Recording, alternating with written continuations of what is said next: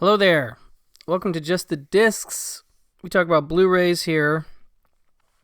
And today I am going to talk about various things, but a lot of Warner Archive releases, a couple Sonys, and Focus features, some 4Ks and Blu-rays.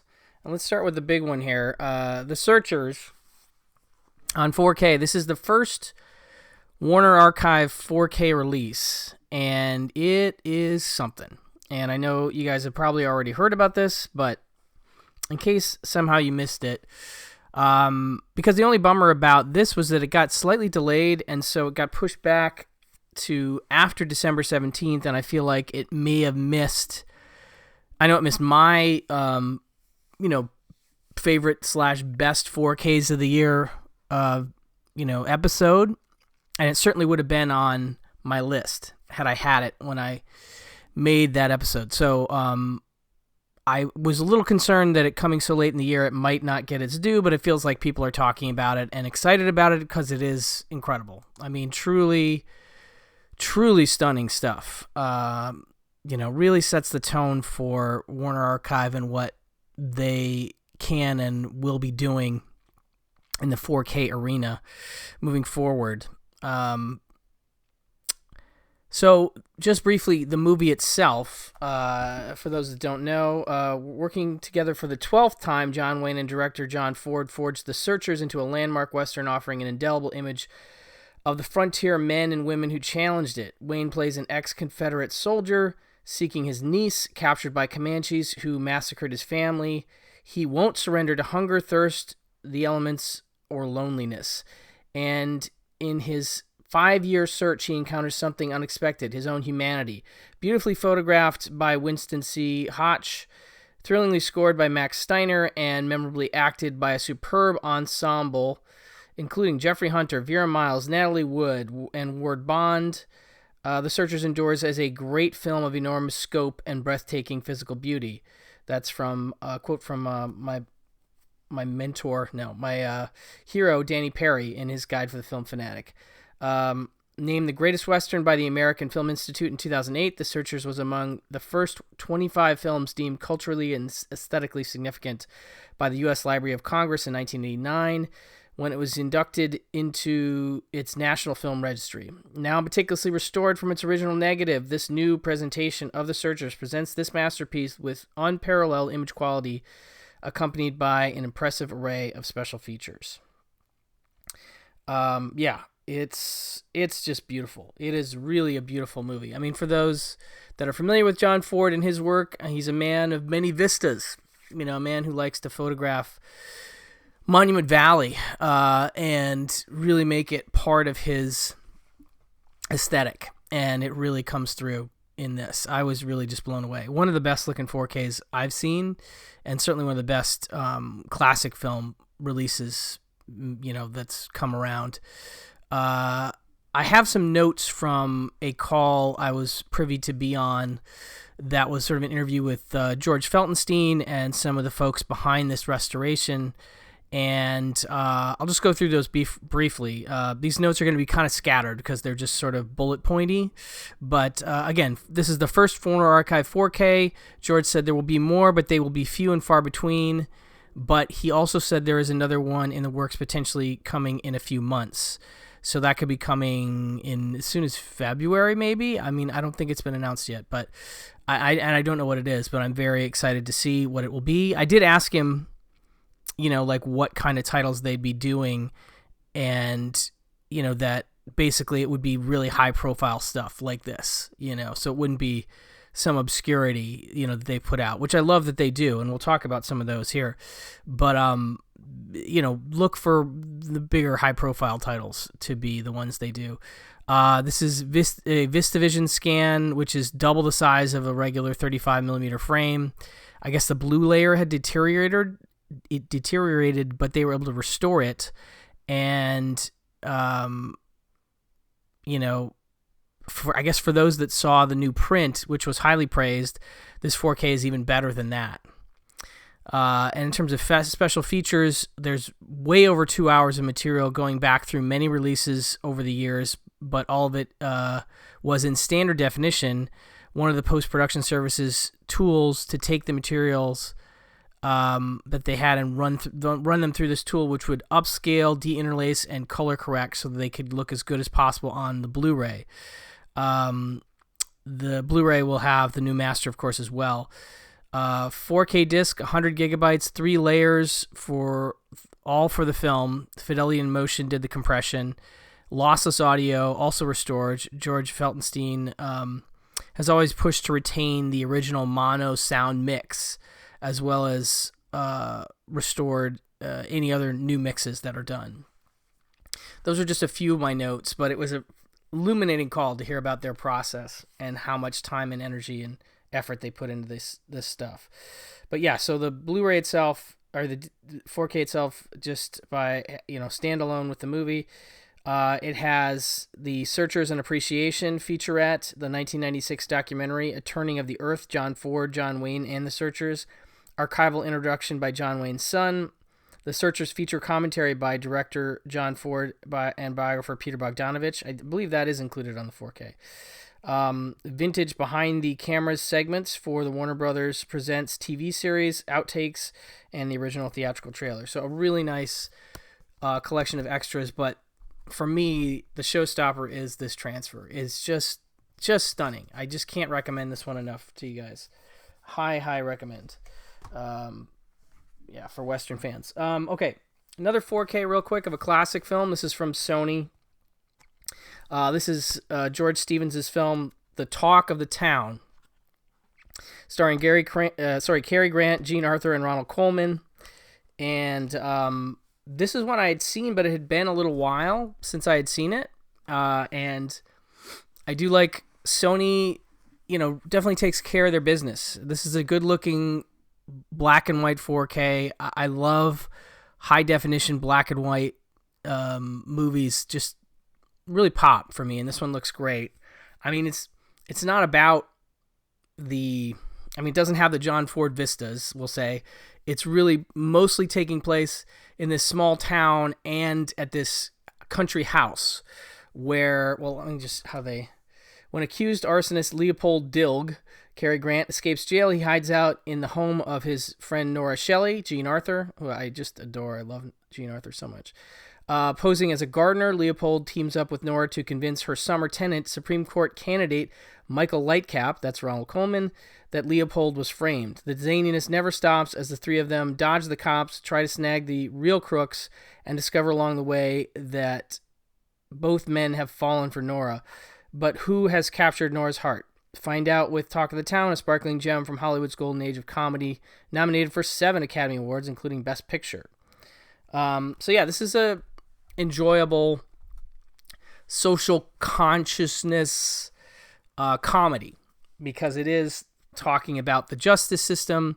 It's oddly, surprisingly still really relevant. There's a great speech that Ronald Colman gives at the end. I mean, he starts as a very persnickety, just leave me alone so I can work on my business guy, and then slowly starts hanging out with Jean Arthur and Cary Grant's characters a little bit, and they get to know each other more, and he obviously changes. He goes from a purely letter of the law kind of guy to a guy that sees that there are flaws in the sort of the idea of how the law should be applied, and that there are a lot of people that are guilty of judging before all the facts are in, is one of the sort of the big takeaways.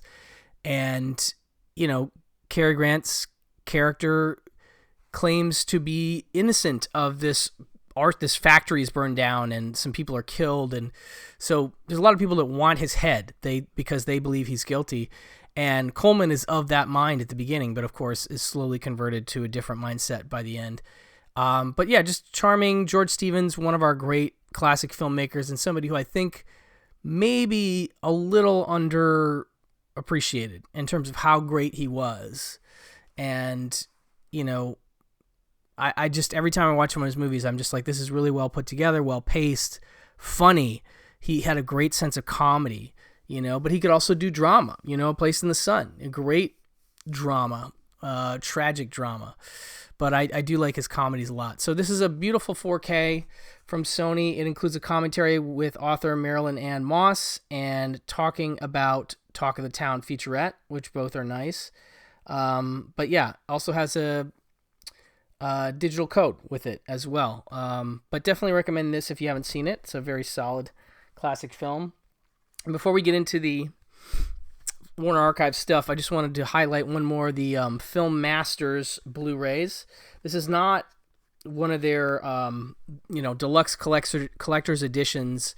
This is more of a stripped down, movie only, bare bones kind of thing where they're just saving a movie from obscurity. And this is a movie I hadn't heard of. It's called Here's Flash Casey, and it is from 1938, and it is short and sweet at 56 minutes, which I do love. The back says, a daredevil candid cameraman risks life for front page scoop. Young Flash finds life in the newspaper world more demanding than his years as a college photographer. Whether he's snapping photos of a big shot who doesn't want his picture taken or trying to romance a sexy society columnist, Flash is always one step away from trouble. Starring Eric Linden as the always upbeat Flash, the Poverty Row feature from director Lynn Shores, who apparently did Charlie Chan at the Wax Museum, which is probably my favorite Charlie Chan movie. Really good. Almost reminds me of The Thing, if you're a fan of The Thing. Pays tribute to all of the Daredevil cameramen who risked their necks for a front page scoop. But it's a nice looking scan of the movie, 137 to 1, all region. And yeah, it's like Flash gets out of college. He wants to go to the newspaper. The newspaper editor guy is a real jerk and kind of gives him a hard time and eventually sort of tricks him into hiring him when he gets a really good photo that the editor wants. Only slight issue I have, it's not even really an issue, is that I want that editor to get more of a comeuppance than he does. He gets a little one, but not really enough for me because he's such a jerk. But there's like two papers. There's one that's like a photo newspaper called I can't remember what it's called, but it's like right across from the main newspaper. And Flash ends up sort of working for the guy heading up that newspaper because it's more of a photo journal. Like it's all about the pictures. And so he ends up doing that. And he does start to romance one of the society columnists at the regular paper. And she starts helping him find scoops and get good pictures at like society events. And he is really a good photographer. Like he's good at like sneaking into places, hiding behind flowers or whatever he has to do to get the pictures.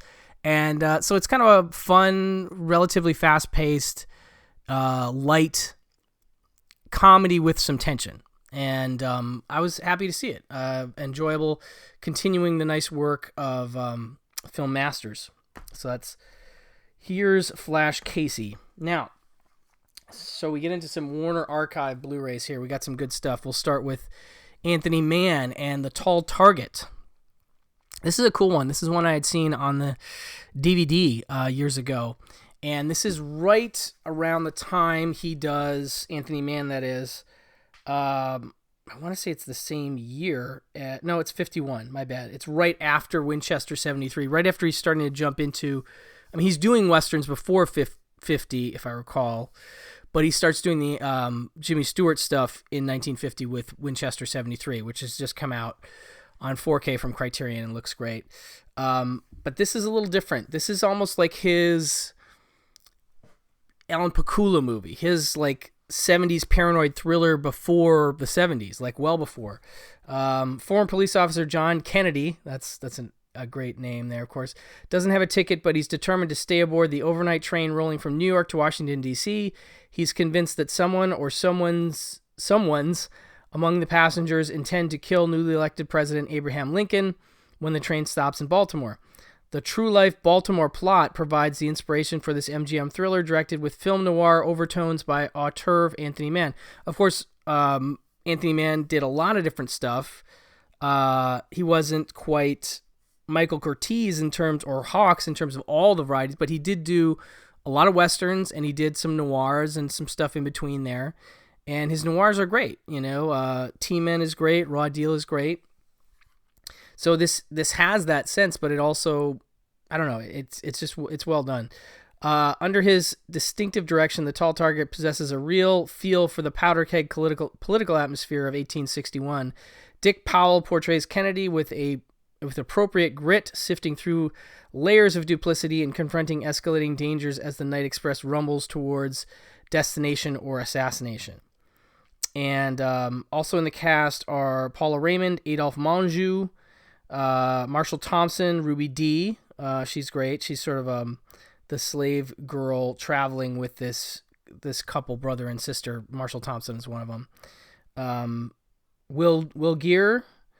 Yeah, that's the main cast, basically. But yeah, it's mostly takes place on the train, and it just has Dick Powell sort of trying to suss out, like, who can I trust? Who can I trust? And it's pretty clear very early on. It doesn't seem like there's a lot of people he can trust. And there's a lot of people that have a lot of bad things to say about Abraham Lincoln and would very much like to see him dead. And so it's hard to tell who of all these people is the one to be really worried about, you know? So it's really solid, very enjoyable thriller, and not too long, 78 minutes. Really, really great in terms of the time, and looks wonderful on this Blu-ray. Special features include the March 6, 1949 radio broadcast of Mr. President with Edward Arnold, and classic MGM cartoons Jerry's Cousin and Slicked Up Pup. But yeah, this is a really nice, solid thriller from Anthony Mann. A little underrated in terms of his stuff, I think. So glad that's getting a Blu-ray. Next, we jump forward to 1974 for Black Eye. And this is a very cool, basically like a blaxploitation take on the Maltese Falcon. And you have Fred Williamson as the main detective type guy here. And he's really good in this. This is actually one of my more favorite Fred Williamsons I've seen. Since he gave up his police badge, Shep Stone's tried to make a go of it as a private investigator. A snoop job here, a shakedown there. Work hasn't exactly poured into the rundown bar where he occupies a stool, keeping office hours. But one night, Stone walks into his apartment and into a room where a murder victim is still warm, and the killer is lying in wait for Stone. Fred Williamson plays Stone, whose search for a murder weapon spins into a spider's web of suspense linking a religious cult, a porno ring, a missing person, and a notorious drug underground. Labeled the Hammer because of his gridiron style, the former pro football star attacks the role of Stone with the same hard-hitting driving style, from a high-rent high-rise to a dilapidated amusement park. From alleyways to the beach, Stone sorts out clues, sidesteps increasing numbers of corpses, and shows tough guys what tough is all about. He gets a couple C-notes in advance for his trouble. He dishes out much more in excitement. This does not have any features, but it is a nice-looking Blu-ray scan, 185:1. This is a neat movie because, for a couple reasons. Again, it is one of those movies that I like the blaxploitation takes on other movies. You'll see this occasionally, but basically the idea is that there's a rare cane that has, it's more or less like this, whatever, it looks like a dog's head or something, that is going to be buried with a famous silent film actor. And as the folks are just about to put the casket in ground, they walk away for a minute to let some of the people go home, and a woman comes in and swipes it off the casket. And then this cane becomes not the MacGuffin, but kind of the thing that they want, the thing that everybody wants. Why do they want it? We don't know. It sort of slowly is revealed over time. But as the back indicates, there's a lot of interested parties, a lot of complications and conspiratorial stuff going on behind the scenes. Another thing that's really neat about this movie is a story set in Los Angeles, and it makes really nice use of location shooting. And as far as I know, Jack Arnold, who directed this, Jack Arnold of Creature from the Black Lagoon, Tarantula, The Incredible Shrinking Man, taking a stab at this blaxploitation thing. I think he wanted to shoot entirely on location without the use of a studio, so it gives it like a certain authenticity because he's shooting in Santa Monica, Venice, and Marina del Rey, and they're very distinctive in their way, and really make for a nice backdrop to this film. You know, like it says, there's an amusement park thing. There's just a lot of the Venice boardwalk and surrounding areas. And I also love the idea of a private detective whose headquarters is a bar where he knows the bartender and gets messages there. And I just think that's kind of funny. But so this was a fun discovery for me. Black Eye, definitely worth a look. Next we have Nora Prentice. And this stars the great Ann Sheridan. And this one is kind of a film noir sort of thing, you know, and it's one of those that I like it. I definitely like her in it. In terms of the what it is, well, this is a great little quote on the back. Eddie Muller says on TCM's Noir Alley, "Perfectly noir in my book." Respected Dr. Kent Smith. Kent Smith you would know from Cat People, Curse of the Cat People. He did some Val Lewton stuff. He's definitely playing it pretty stiff in this. He's supposed to be a very conservative doctor who gets roped into this, you know, kind of crazy situation because of a romantic notion. Fakes his death, deserts his family, throws away his career, and drives himself to the edge of madness, all for the love of a saloon singer, Nora Prentice, and Sheridan. From the opening shot of a media circus engulfing a handcuffed mystery man to the final scene of a scarred face peering from a cell window, Nora Prentice ensnares viewers in its atmospheric world of sex, violence, shady motives, and seedy nightclubs. All through the claustrophobic lensing by master cinematographer James Wong Howe. So a very good-looking movie, a very good-looking transfer on this Blu-ray. James Wong Howe, one of the greats. And so it really looks quite good. That makes a camera a vital character in the drama. A harrowing twist ending adds another layer of shadow to this smoky, moody, totally absorbing film noir. So yeah, I mean, it does give away some of the stuff, but it doesn't really fully give you a sense of the movie, ultimately. You know, he is a doctor. He does have a family. I can't remember. Nora comes over because I think she almost gets hit by a car, gets clipped by a car right outside his office. So she comes in and he checks her out. And then, you know, they're sort of talking. She's a little flirtatious with him. That's kind of her way. And I think she offhandedly invites him to her nightclub, which is not too far from where his office is. And at some point, I think he's having maybe some kind of midlife crisis and he decides to go down to the nightclub. He sees her sing and that's kind of it. Like, he already is kind of into her anyway. And she's surprisingly into him, which, you know, you wouldn't expect, but I think she's used to a different type of guy, let's say. And so he's something fresh for her.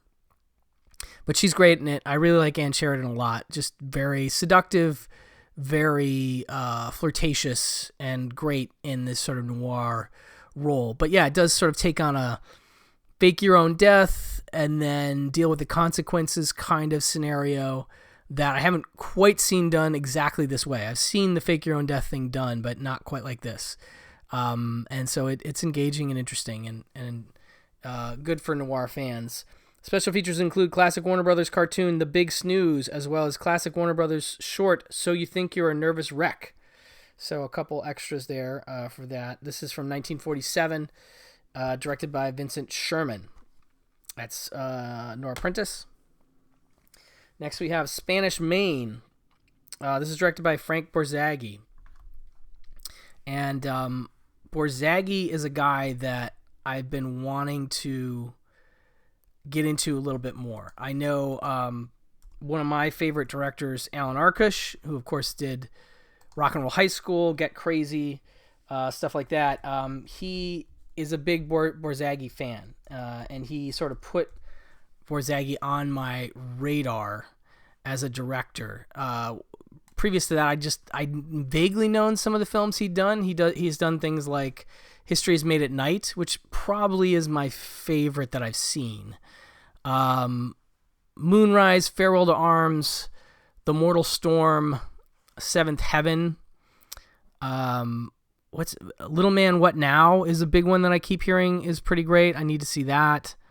There's a few others. Strange Cargo I've seen and I like.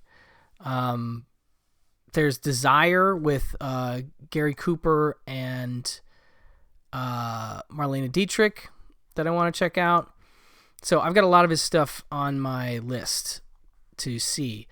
But Spanish Main, sort of a different kind of thing. I feel like he does more, I want to say, relatively contemporary romantic dramas. And this does have some of that, but it's a period thing. And so it's a little different than what I'm used to from what I think of him. Like, this feels more like a Michael Curtiz kind of movie to me in some respects. One name strikes fear among Spanish ship captains plying the coastal Caribbean waters of the Spanish Main: Barracuda, the notorious scourge of the seas. Yet it was not always so. In this lavish swashbuckler, Casablanca's Paul Henreid stars in a change of pace role as Captain Laurent Van Horn, a Dutch trader in the Caribbean who is wrongly imprisoned by the Spanish governor, Walter Slezak, who is pretty great as like a real piece of work.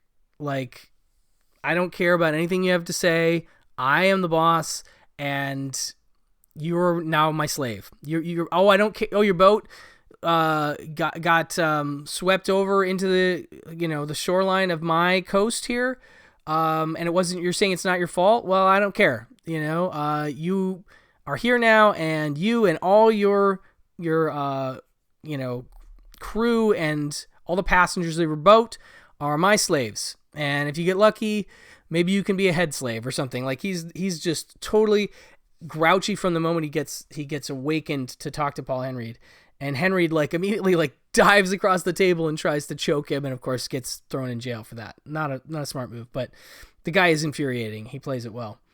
Sentenced to hang for trespassing. But Van Horn stages a breakout with other unjustly incarcerated prisoners, resurfacing as the rakish Barracuda to command the pirate waterways, rescue fair Francesca, the lovely Maureen O'Hara, who also sailed celluloid seas in the Black Swan and Sinbad and the Sailor. From marriage to the governor and...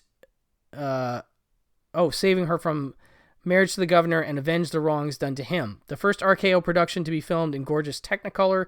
It received a 1945 Oscar nomination for Best Color Cinematography. I don't know who shot it. I have to look that up. But The Spanish Main is prime entertainment for audiences of all ages. It was really neat to see the RKO logo pop up and be full color. I'm not used to that. I have my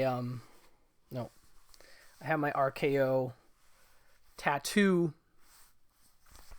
Of course, I did it in monochrome because it's a logo I'm used to seeing in black and white, but in color it really caught me off guard in a good way. But yeah, this is almost like Captain Blood or something like that. And Paul Henreid, not quite Errol Flynn, we'll say, but is pretty good. And I love Maureen O'Hara. I've loved her since I was a kid and I saw The Parent Trap for the first time.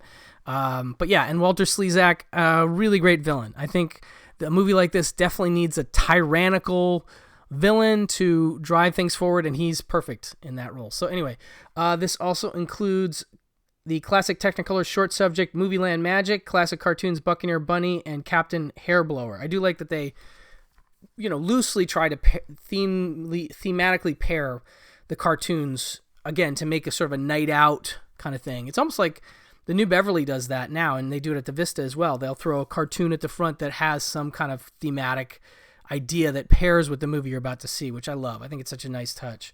Anyway, very interesting one I hadn't been aware of before.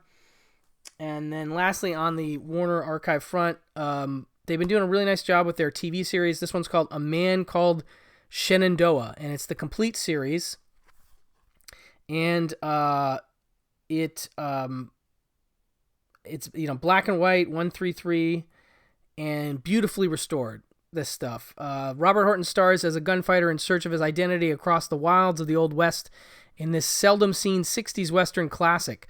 A stranger is shot and left to die from exposure to the elements. Half dead, he is brought to a small town by a pair of cowboys who hope there may be a reward for his capture. A worldly woman, Kate, that's Beverly Garland, nurses him back to health. When he recovers consciousness, the man has no idea who he is or where he came from. Newly christened Shenandoah by Kate, he is forced into a gunfight, killing the one man who might have told him who he was.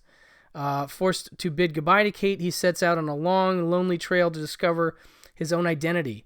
Notable guests Shenandoah encounters while searching for clues to his past include, I love this, there's so many great character actors that show up in these shows, and they do really good work, and so it's always a delight, even if the show doesn't, that premise is very appealing to me, the idea of week after week, I'm trying to figure out who I am, and I go on these little, adventures, but on top of that, you have actors like DeForest Kelley, Edward Asner, Bruce Dern, Cloris Leachman, Warren Oates, George Kennedy, Leonard Nimoy, so multiple Star Trek actors, Martin Landau, and Frank Gorshin, so you have Batman actors too.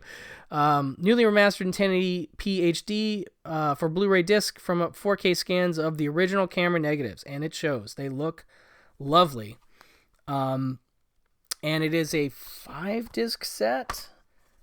Is it 1, 2, 3, 4, 5? Yeah, 5 discs in this set, and about a half a dozen episodes per half an hour episode. I believe they're half an hour. I want to say they are episodes per disc, so it's not too crowded. It's kind of just right, and like I said, looks great. Wasn't a show I was really aware of, I don't think, but whenever they do these TV shows, they pique my interest, and I love the care they put into those Blu-rays, so that's good stuff. Okay, just a couple more here.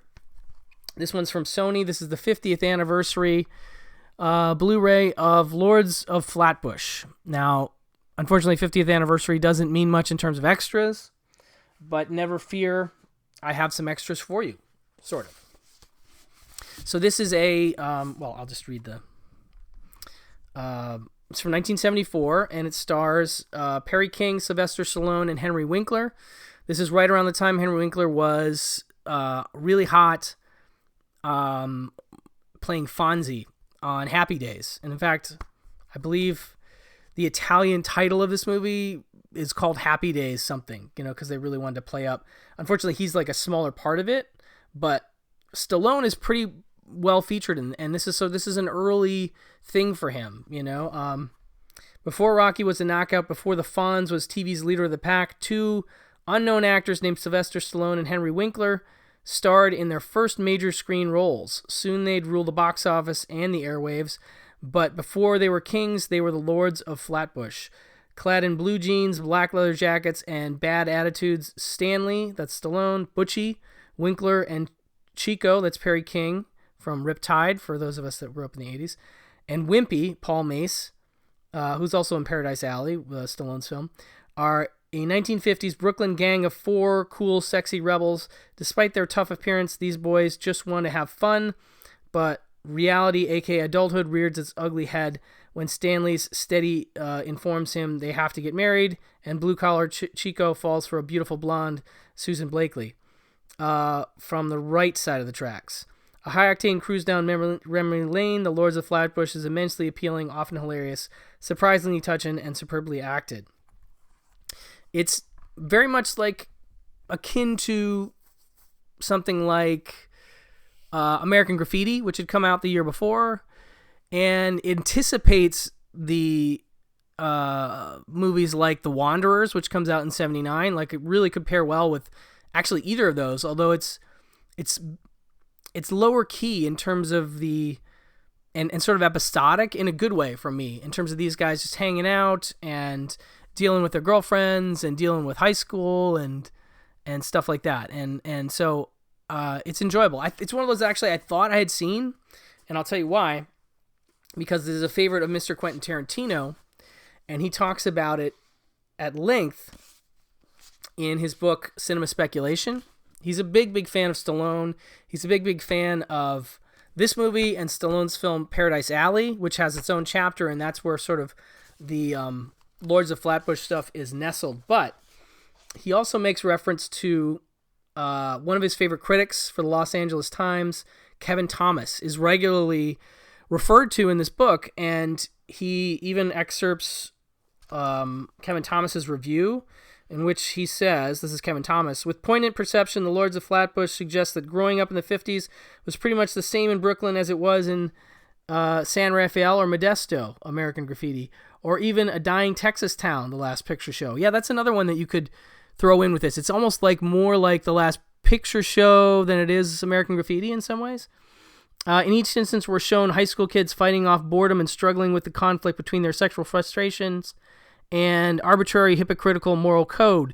That Lords of Flatbush was shot in 16mm for $380,000 and then blown up to 35 serves only to heighten its sense of reality's harshness, closer in spirit to Mean Streets, but not as despairing than to American Graffiti. So yeah, it is more like a Mean Streets too. It has a lot of things about it that are similar to other movies that, you know, weren't necessarily influences on it. So it's its own thing, and it does look lower budget, and the sound is pretty low budget. Like, it feels like there's like one microphone in the room, and sometimes you know Sly's like mumbling. You got subtitles on so you can understand what he's saying. And it does have that grainy look of a 16 to 35. Is a very New Yorkish film with its emphasis on characterization and dialogue rather than visual style. Its creators clearly know their people well and care for them deeply, inviting us to share their feelings. A film acute observation and telling nuances. The Lords of Flatbush is full of devastating vignettes. Yeah, there are some pretty rough moments, emotional moments in it, and you wouldn't necessarily expect that. And I'll just read a little excerpt from Quentin's chapter on Paradise Alley, which opens with a whole 3 or 4 pages on Lords of Flatbush. Definitely pick up Cinema Speculation if you don't have it. It's a great book. The first time movie audiences got a taste of Sylvester Stallone's voice as an artist, writer, actor wasn't 1976's Rocky, but 1974's The Lords of Flatbush. It's a low-budget New York independent film directed by Martin Davidson, who would go on to have a nice little filmography that would include The Like-Minded Eddie and the Cruisers, Hero at Large. That's the John Ritter movie, which I'm a fan of. And he says, After Lords, my favorite. Almost Summer, which enjoys a very, very tiny cult following among devotees who saw it when it came out. And the William Peterson and Sissy Spacek 90s romantic comedy Hard Promises, which apparently I alone like, and co-directed by Stephen Verona, who would go on to direct the ill-fated Gladys Knight starring feature the film vehicle The Pipe Dreams, which co-starred her sketchy ex-husband. The Lords of the title are a group of 4 Brooklyn street toughs, too small to actually call a gang. They're more like 4 buddies who just had jackets made up and wear them all the time. Stallone's Stanley, hands down the biggest and the meanest. Perry King's Chico, the handsomest. Henry Winkler's Butchie, the smart aleck of the group, and the one Jew among 3 Italians. And Paul Mace's Wimpy, the little guy and the most authentically New York member of the crew you can spot. Mace hanging out. You can spot Mace hanging out with other junkies in Jerry Schatzberg's Panic in Needle Park. The film follows their lives and loves, really only Chico and Stanley, in the doo-wop era 50s in New York. This shoestring budget independent feature was made for nothing and filmed in a bare-bones manner. It's either shot on 16 and blown up to 35 or just looks like a 16mm blow-up. The interior lighting captures to a T the Roger Corman cinematography maxim, get an image. Yet miraculously, it was picked up for distribution by a major studio, Columbia Pictures, and paired with the amazing 50s time capsule wonder Let the Good Times Roll. One hell of a concert film, and apparently in its first run engagement, Columbia even struck 70mm prints. The reason Columbia picked up this grubby-looking independent feature and stuck their grand lady with the torch logo on the front of it was, well, it's a really good movie. So Quentin gives high praise to Lords of Flatbush, and it is very solid, and it is, like I said, anticipating some things and just has a certain vibe of it that it almost I don't want to make every improvisational sort of feeling movie called like a Cassavetes influence, because it's not necessarily that.